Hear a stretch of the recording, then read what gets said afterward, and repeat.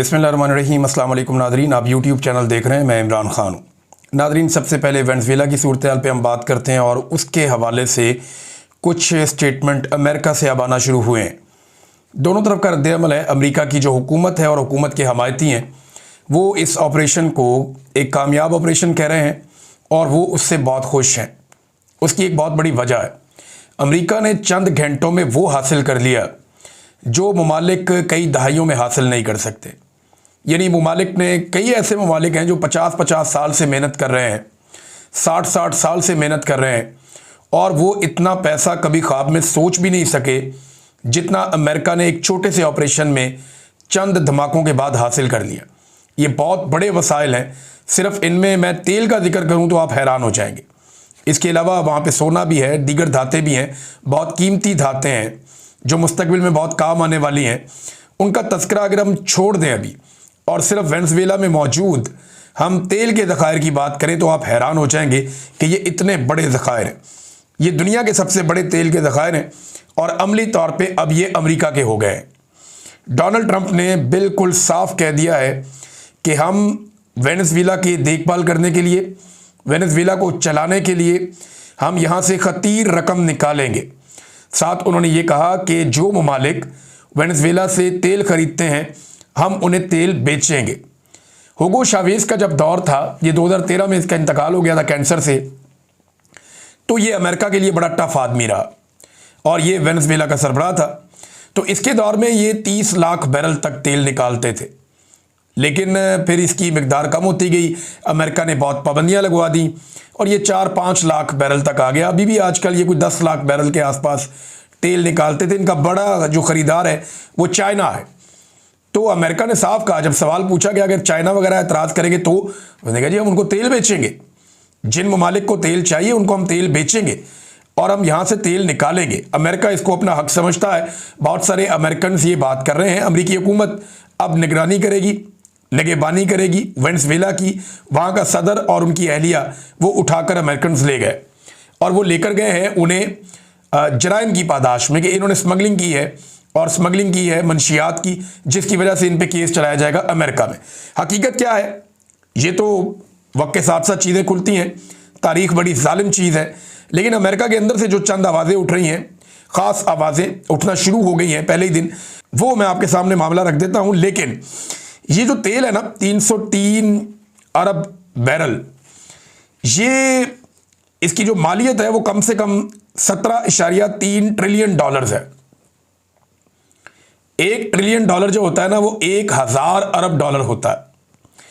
पाकिस्तान के टोटल जो ज़खायर है ना वो 16-17 अरब डॉलर के करीब पहुंचते हैं, बड़ा हम जोर लगाते हैं। तो आप अंदाज़ा करें ना, हमारे ज़खायर जितने हैं उनको 1000 से आप मल्टीप्लाई कर दें, यानी 17 ट्रिलियन अमेरिकी डॉलर्स। ये इतनी बड़ी, यानी आप सिर्फ अमेरिका की और चाइना की दोनों की जीडीपी अलग करें ना, बाकी सारी दुनिया की जीडीपी से ज़्यादा ये रकम है जितने की ये ज़खायर है। अब अमेरिका अगर इन ज़खायर को बेचता है अगले चंद सालों तक तो वो ट्रिलियंस ऑफ डॉलर्स कमा सकता है। अमेरिका ने अफगानिस्तान के अंदर जो जंग लड़ी थी उसमें मुबैना तौर पे जो कहा जाता है, जो दावा किया गया, बेशुमार पैसा खाया भी जाता है, लेकिन अमेरिका का ये दावा है कि अफगानिस्तान की जंग और ये जो इराक की जंग हुई थी, अमेरिका को लगभग कोई 2 ट्रिलियन डॉलर में पड़ी थी। अब ये चंद घंटों की कार्रवाई ने, और वहाँ से क्या कमाया अफगानिस्तान से अमेरिका ने? कुछ खास कमाई नहीं की। बहुत सारी मादनियात मिली उन्हें, लेकिन खास बड़ी कमाई ऐसी नहीं हुई जो चंद घंटों के इस ऑपरेशन में हो गई। अब ये 17.3 ट्रिलियन डॉलर्स का तेल है जो दुनिया भर की, चाइना और अमेरिका को छोड़ के जो जीडीपी है उसकी मालियत से भी ज़्यादा है। चंद घंटों में कमाई की है। अब ये हो गया जी अमेरिका का। अमेरिका ने कह भी दिया हमारा है, हम यहाँ से इसको निकालेंगे। और जो वहाँ की अपोजिशन थी वेनेज़ुएला में, जिन्हें लगता था कि ट्रंप आएगा और उनके लिए बड़ा फ़ायदा हो जाएगा, ख़ास तौर पे वो जो खातून थी मारिया कुरीना, जिनको 2025 का अमन का नोबेल इनाम भी मिला, उनके बारे में डोनाल्ड ट्रंप ने कहा, उन्हें उम्मीद लगी थी कि वो सदर बन जाएंगी। पहले खबरें भी आ रही थी, पता नहीं उन्होंने हलफ उठा लिया वो, किस तरह चीज़ें। लेकिन डोनाल्ड ट्रंप का ये एक स्टेटमेंट मेरे सामने गुजरा, उनका वो बहुत अच्छी है मगर उनके मुल्क में उनकी इज्जत नहीं है। तो फिलहाल जो नायब सदर हैं उनके बारे में डोनाल्ड ट्रंप ने कहा वो काम चलाएंगी और उन्हें काम करना पड़ेगा। और डोनाल्ड ट्रंप के जो लोग हैं जो डोनाल्ड ट्रंप के करीबी साथी हैं वो निगरानी करेंगे वेनेजुएला के अंदर इस सारे अमल की। उन्होंने कहा जी ज़रूरत पड़ेगी हम इससे बड़ा हमला करेंगे और ज़्यादा फौज भी ज़मीन पे उतार सकते हैं। तो ये जनाब अमेरिका ने कार्रवाई की है। अब इसके ऊपर जो रद्द-ए-अमल आ रहा है, सबसे पहले मैं आपको एक ट्वीट माइक पोम्पियो का पढ़ के सुनाता हूँ। बहुत इंपॉर्टेंट आदमी है ये। डोनाल्ड ट्रंप के जब पिछला दौरे हुकूमत था तो उसमें वज़ीर ख़ारजा थे डोनाल्ड ट्रंप के, अभी मार्को रूबियो हैं, पहले माइक पोम्पियो थे। तो माइक पोम्पियो ने कहा कि अब जो ईरानी रजीम है वो ख़तरे में है और वहाँ पे बहुत ज़्यादा एहतजाज हो रहे हैं, और उन्होंने शहरों के नाम भी लिए, बल्कि उन्होंने कहा कि दर्जनों शहरों के अंदर एहतजाज हो रहे हैं। उन्होंने मशहद का नाम लिया, तेहरान का नाम लिया, ज़हदान का नाम लिया, लेकिन साथ ही उन्होंने एक जुमला लिखा माइक पोम्पियो ने, जिसमें उन्होंने लिखा नेक्स्ट स्टॉप बलूचिस्तान। ये उन्होंने क्यों लिखा? बलूचिस्तान भी मादनियात से भरा हुआ है, यानी अगर वेनेजुएला में बहुत ज़्यादा तेल है तो फिर याद रखिएगा कि ईरान में भी बहुत ज़्यादा तेल के ज़खायर है और उन पे भी तेल बेचने पर पाबंदी है, जबकि बलूचिस्तान में बेशुमार मादनी वसाइल हैं और ये सारी दुनिया जानती है क्योंकि टथियान बेल्ट जो है वो यहाँ से गुजरती है और इस बेल्ट के ऊपर बेशुमार मादनी ज़खायर मौजूद हैं। सोना है, कॉपर है, लिथियम है, बेशुमार मादनियात हैं, रेयर अर्थ मिनरल्स हैं। तो उन्होंने कहा जी कि नेक्स्ट स्टॉप बलूचिस्तान। पाकिस्तान की गवर्नमेंट को इसके ऊपर सवाल ज़रूर पूछना चाहिए। ये ट्रंप के एक पुराने साथी हैं और उन्होंने डोनाल्ड ट्रंप को, मार्को रूबियो को और CIA डायरेक्टर के अकाउंट को मेंशन करते हुए ये लिखा कि हैप्पी न्यू ईयर ईरान के हवाले से, और फिर बलूचिस्तान के हवाले से इन्होंने लिखा। तो पाकिस्तान को इसके ऊपर रिस्पॉन्ड करना चाहिए। अब आ जाए वो लोग जिन्होंने तनकीद की और जिन्हें लगा कि ये गलत हो गया, लेकिन पहले एक रॉयटर्स की खबर है कि ये अमेरिका कामयाब कैसे हुआ, किस तरीके से अमेरिका ने इतना कामयाब ऑपरेशन किया। रॉयटर्स ये बताता है और आहिस्ता आहिस्ता दुनिया का मीडिया इन चीज़ों को खोलेगा कि बाज़ ज़राए ने उनको ये बताया। अब ये ज़राए वो बता रहे हैं कि उधर अमेरिका में भी हैं और वेनेजुएला में भी हैं। वो ये कहते हैं कि हमारा नाम आप ना बताएं तो हम आपको ये बता देते हैं कि ये इनसाइड जॉब थी। ये मीर जाफ़र और मीर सादक मौजूद थे वहाँ पे वेनेजुएला में, जिन्होंने अपने सदर को और उसकी बीवी को पकड़वा दिया। वो कहते हैं जी इस खबर के मुताबिक उन्हें अंदर से इंफॉर्मेशन मिल रही थी अमेरिकन को, और ना सिर्फ उन्हें इंफॉर्मेशन मिल रही थी बल्कि जो मुल्क की मिलिट्री है उसके अंदर अमेरिकन को पूरी सपोर्ट मौजूद थी। यानी ये जो कुछ भी अमेरिकन फौज ने किया वेनेजुएला में, इसके अंदर इस खबर के मुताबिक ये बताया जा रहा है कि वेनेजुएला के फौजियों ने मदद की है। अब ये क्या सारी फौज ने मदद की है या ख़ास फौजियों ने मदद की है? मदद के लिए तो चंद लोग ही बहुत ज़रूरी होते हैं ना, अगर आप कर लें तो बाकी आप कंट्रोल कर लेते हैं। तो अमेरिका के इस बड़े और कामयाब ऑपरेशन के पीछे ना सिर्फ अमेरिका की मिलिट्री पावर है, बल्कि उनकी ज़बरदस्त इंटेलिजेंस और उनकी ये सलाहियत कि वो सिस्टम के अंदर घुस के एक रजीम चेंज करने की पूरी कैपेबिलिटी रखते हैं, वो बहुत काम आई। उन्होंने अंदर अपने लिंकेजेस बनाए, अंदर अपने बंदे जो है वो इंस्टॉल किए, बंदों के ज़रिए से उन्होंने इनसाइड इन्फॉर्मेशन हासिल की और एग्जैक्टली वो टारगेट अचीव किया जो वो करना चाहते थे। अब इसमें एक चीज़ और आप याद रखिएगा कि कुछ इतलात के मुताबिक दर्जनों लोग इसमें मारे भी गए उस रात में जब ये खौफनाक ऑपरेशन हुआ, लेकिन अमेरिकन का कोई बड़ा नुकसान इसमें नहीं हुआ। अब जो अपोजिशन लीडर थी मारिया कोरिना, उसको उम्मीद थी कि उसकी बारी लग जाएगी, लेकिन ट्रंप ने उसकी बारी नहीं लगाई फिलहाल, और कुछ लोग कह रहे हैं कि उसको डिच कर दिया गया। सबसे पहले एक स्टेटमेंट मैं आपके सामने रखता हूँ ज़ोहरान ममदानी का। ये न्यूयॉर्क के मेयर हैं जहाँ पे लाया गया है सदर और उसकी एहलिया को, जो वेनेजुएला के साबिक सदर और एहलिया है। तो उन्होंने कहा जी सुबह जो है मुझे ब्रीफ किया गया कि हमारी मिलिट्री ने कैप्चर किया है वेनेजुएला के प्रेसिडेंट निकोलस मादुरो और उनकी वाइफ को, और इन्हें जो है वो कैद करके यहाँ पे न्यूयॉर्क में लाया जाएगा। और साथ ही उन्होंने ये कहा कि ये यकतरफ़ा हमला था एक कौम की सॉवरेनिटी के ऊपर, एक कौम की खुदमुख्तारी के ऊपर यकतरफ़ा हमला था, और ये एक तरफ जो यकतरफ़ा हमला होता है किसी कौम के ऊपर, वो एक जंगी कदम होता है, एक्ट ऑफ वॉर उन्होंने इसे करार दिया।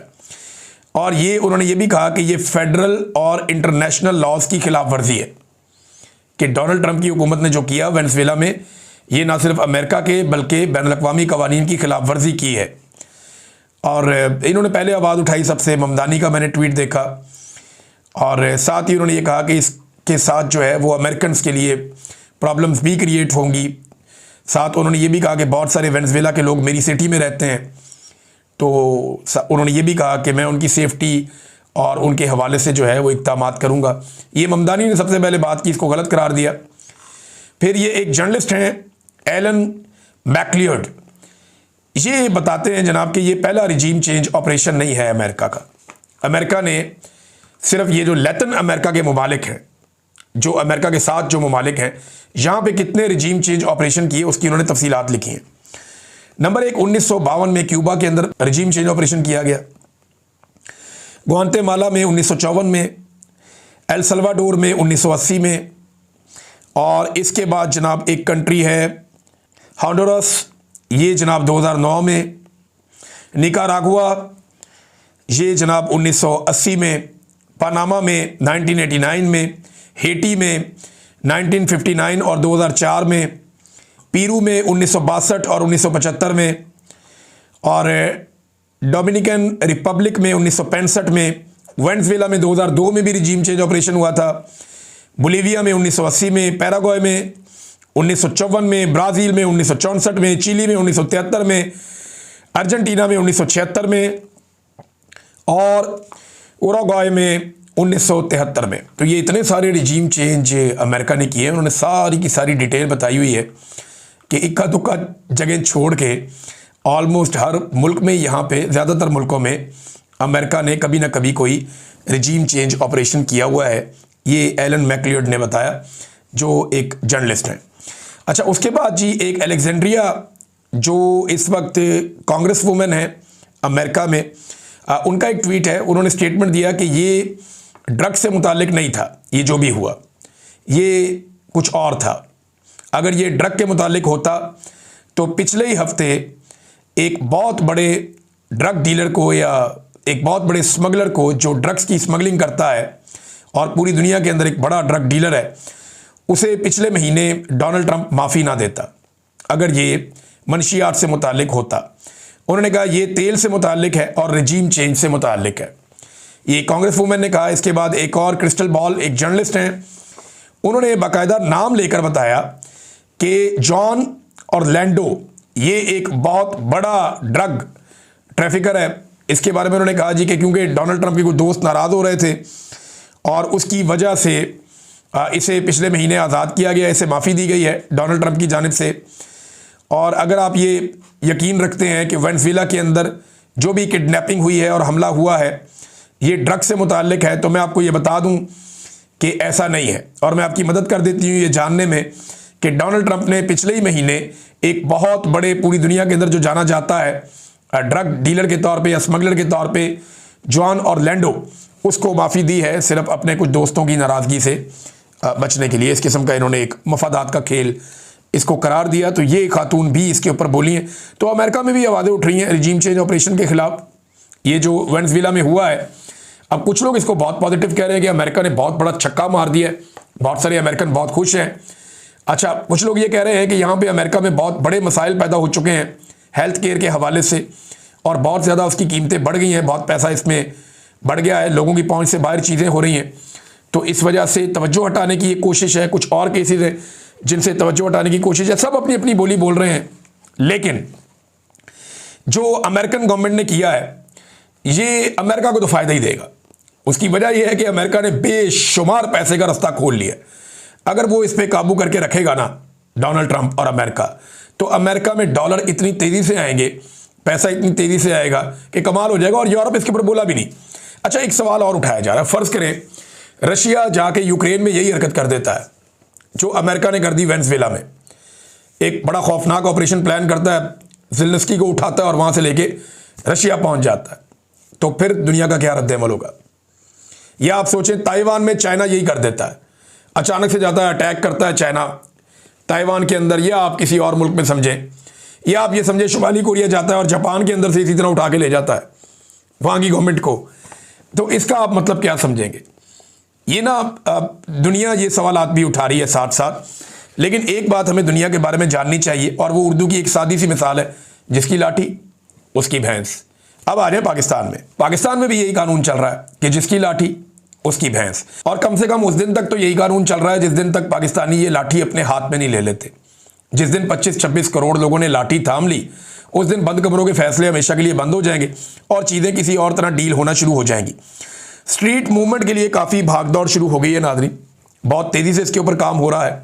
अब बहुत सारे मनाजिर भी दिखाई दे रहे हैं और बहुत सारा टेक्निकल काम अभी होना बाकी है, अभी टाइम भी है इनके पास। लेकिन सिंध हुकूमत ने थोड़ा समझदारी और मैच्योरिटी का मुजाहरा किया और वो ये कह रहे हैं कि हम वेलकम भी करेंगे, मुराद अली शाह दावत भी देंगे और वो चाहेंगे कि सुहेल अफरीदी उनसे आकर मिले भी। तो ये बड़ी अच्छी बात है, ये मुलाकात होनी चाहिए। जो जमहूरी कुव्वतें हैं उन्हें मिलकर बैठना चाहिए। चाहे कुछ लोग इस वक्त एस्टेब्लिशमेंट के टुकड़ों के ऊपर हैं, लेकिन देखें हैं ये सारे लोग सियासतदान हैं। अल्टीमेटली मुल्क इनको चलाना चाहिए, ना कि एस्टेब्लिशमेंट को। अगर ये मिलकर बैठते हैं तो एक जंग के बाद भी लोगों को टेबल पे ही बैठना पड़ता है, तो अच्छी बात है, टेबल के ऊपर बैठें, टेबल टॉक करें। सियासतदान यही करते हैं। कायदे आज़म ने को मुक्के मार मार के आज़ाद नहीं करवाया था बंदूकें चला के पाकिस्तान को, टेबल के ऊपर बैठ के वो गुफ्तगू के अंदर जो है वो नॉकआउट करते थे। फिर एक बहुत बड़ी तहरीक चली थी। तो सियासी तहरीकों के ज़रिए से मुल्क आज़ाद होते हैं या अवाम अपने हकूक़ हासिल करते हैं, लड़ाई से नहीं होता, और टेबल के ऊपर ही बैठ के फिर एंड में मसला हल होता है। तो सिंध हुकूमत अगर खुद को इतना जमहूरी साबित कर रही है तो पीटीआई के पास एक मौका है कि वो कराची में एक जलसा अनाउंस कर दे हफ्ते या एतवार के लिए। यानी हफ्ते या एतवार के लिए अगर पीटीआई एक जलसा ही अनाउंस कर दे कराची में, एक दरख्वास्त दे दे सिंध हुकूमत को, जनाब हमें एक जलसा भी आप करने दें। फिर अगर आप इतने जमहूरी बन रहे हैं तो अच्छी बात है। पाकिस्तान तहरीक इंसाफ को कई साल के बाद कम से कम मौका मिलेगा खैबर पख्तूनख्वा से बाहर कोई जलसा करने का खुलेआम, और यहाँ पे पूरी पाकिस्तान को, पूरी दुनिया को मैसेज भी चला जाएगा कि इमरान खान की मकबूलियत कितनी है, और हुकूमत और एस्टेब्लिशमेंट को भी पता चल जाएगा कि इमरान खान साहब या उनके लोग कितने पानी में, इनको पता चल जाएगा। तो कराची में ज़रा फ्री हैंड देकर देखे सिंध हुकूमत, बेशक इनको 3 दिन का टाइम दे दे कि जी 3 दिन में आप जितने लोगों को बुला सकते हैं आप बुला लें, और आप कराची के अंदर फलां जगह आपको दी, आप जलसा कर लें। तो एक दफ़ा करके देखें, हो सकता है सिंध हुकूमत आपको इजाज़त दे दे। लेकिन अगर इजाज़त नहीं देगी तो फिर मामला वो ये होगा कि एस्टेब्लिशमेंट ने इतनी इजाज़त दी है कि आप बाकी एक्टिविटीज़ कर लें, लेकिन जलसा एस्टेब्लिशमेंट मानती नहीं है। मुझे नहीं लगता कि एस्टेब्लिशमेंट इस वक्त जलसे के लिए मानेगी। बहरहाल मुज़ाकरात के लिए कोई ना कोई दरवाजे खोलने की कुछ लोग कोशिश कर रहे हैं। राना सनाउल्लाह साहब ने एक स्टेटमेंट दिया, उन्होंने कहा जी कि अगर शहबाज शरीफ ने मुज़ाकरात की बात की है ना, तो अपनी पार्टी नवाज शरीफ सबसे मुशावरत की है, और एस्टेब्लिशमेंट से भी उन्होंने कहा इजाज़त या मुशावरत के बाद ही मुज़ाकरात की बात हुई है। कल राणा साहब एक स्टेटमेंट में ये कह रहे थे एक दिन पहले कि जनाब एस्टेब्लिशमेंट के पास तो आईनी इख्तियार ही नहीं है उनके पास मुज़ाकरात के अंदर बैठने का या बातचीत करने का। तो आज वज़ीर आज़म उनसे इजाज़त लेता है, ये कौन सा आईनी है इख्तियार? ये किस आइन के तहत जाके उनसे इजाज़त लेते हैं या उनसे मुशावरत करते हैं सियासी मुज़ाकरात के लिए? तो देखें, ये हकीकत हमें मान लेनी चाहिए कि इस वक्त पाकिस्तान की एस्टेब्लिशमेंट ही निज़ाम को चला रही है, सब कुछ उन्हीं के कंट्रोल में है। लिहाजा उन्हीं के साथ सारे स्टेक होल्डर को बैठ के बात करनी पड़ेगी कि बस कर दो, आप अपनी डोमेन में वापस जाएं, पाकिस्तान को चलने दें, पाकिस्तान को आगे बढ़ने दें, पाकिस्तान को अपना काम करने दें। नाज़रीन, साकिब बशीर साहब ने भी अब खबर दी है, इंजीनियर मोहम्मद अली मिर्ज़ा साहब के दावों को उन्होंने भी मुस्तरद कर दिया है। इससे पहले सुहेल रशीद साहब ने और 1-2 और जर्नलिस्ट हैं, उन्होंने भी ये कहा था कि जो मोहम्मद अली मिर्ज़ा साहब हैं, या तो किसी ने उनको बेवकूफ़ बनाया, या वो जो बातचीत कर रहे हैं वो दावे अब मुस्तरद करते हैं, ये मुमकिन नहीं है।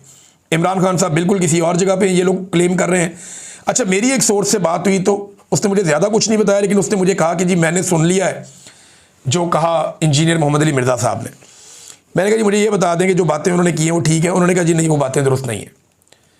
मैंने कहा वो ये क्यों कर रहे हैं, आपको समझ आई कुछ? उन्होंने कहा जी मैं इस बारे में कुछ नहीं कह सकता, लेकिन जो बातें वो कर रहे हैं वो दुरुस्त नहीं है, ये मालूमात टेक्निकली दुरुस्त नहीं है। अब ये लोग कंफर्म कर रहे हैं, साकिब बशीर साहब, सुहेल रशीद साहब, कुछ और इस्लामाबाद से जर्नलिस्ट जो अडियाला जेल जाते हैं वो लोग, कि जनाब ये मुमकिन नहीं है, ये कोई धोखा हुआ है इंजीनियर मोहम्मद अली मिर्ज़ा साहब के साथ।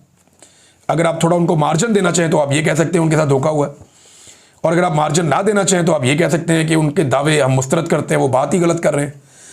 लेकिन मोहम्मद अकरम नामी एक असिस्टेंट जेल था, असिस्टेंट सुप्रिटेंडेंट ऑफ जेल था, उसको जबरी तौर पे लापता कर दिया गया था। सिर्फ इल्ज़ाम ये था कि उसने इमरान खान तक कोई पैगाम पहुंचाया या इमरान खान का पैगाम बाहर निकाला। और यहाँ पे इंजीनियर साहब इमरान खान साहब की बातें सुन रहे थे और वो कहते हैं जी मुझे सारा कुछ पता भी है।